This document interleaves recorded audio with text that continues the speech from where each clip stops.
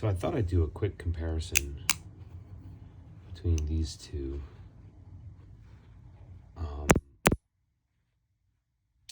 They're gonna fill like a very similar space. I think it's slightly unfair because this is a stainless steel in the Mackie CP3, and the YOLO is in Zerk. But I think we can all realize that that's okay for there to be a slight difference. This Mackie, the CP3, is one of my favorite track sliders. It's in my opinion the best of the Mackies, the CP series. The CP1 is clanky and see, didn't even think about it. See that. So here's the thing. I wanted to do this review, and I really honestly didn't intend to do those two things, especially not in succession. I mean, eventually I was going to get to that, but yes, this is the best of the CPs. The CP Nano is too small. The CP5 is weird. The CP2 is clunky. I've never seen the CP1. I don't even know if one exists. So this is the best of the CPs, but I mean, you saw how if you're not thinking about it, it can only go one way. And if you're not careful, it will come apart on you. It's right at the top of the, so like, and so while the reason why I like tracked sliders is because of the unconscious fidgeting, where you don't really have to think too hard about what's happening. Hold on, let me get here's my Magnus rail.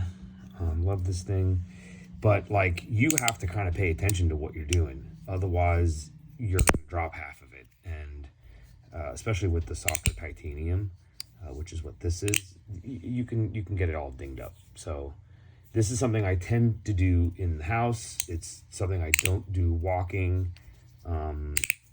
If I bring one of these to work, because I've got two. I've got the Zircon Zerk one as well. And incidentally, I like the without screw. I know that they come apart, with glue and all that stuff like that. But if you get one that was done correctly, you don't ever have problems with it sliding correctly. But that's enough of that. So that's a trackless slider. You do have to pay attention. And so having these tracked sliders just means that you can unconsciously mess with them. But the Mackie is almost there.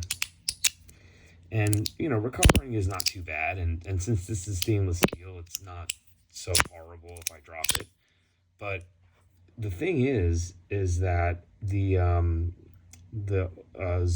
EDC Studio YOLO, this thing solves, sorry for the people who get freaked out when I clank things together. This solves all the problems.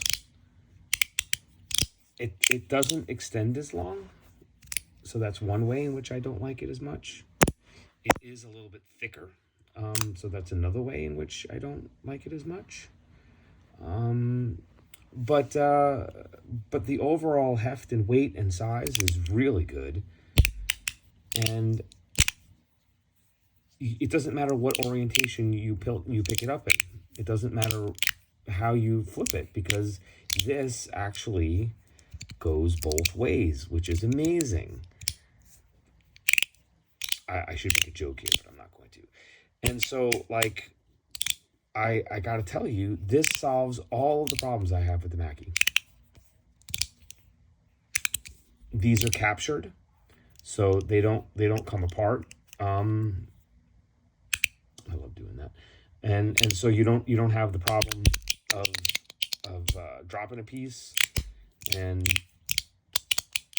it goes both ways. It's I don't know. It just fixes all of the track slider problems I had with the previous King.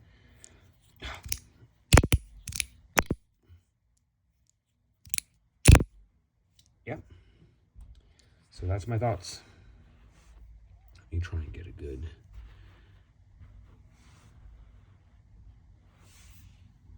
Yeah.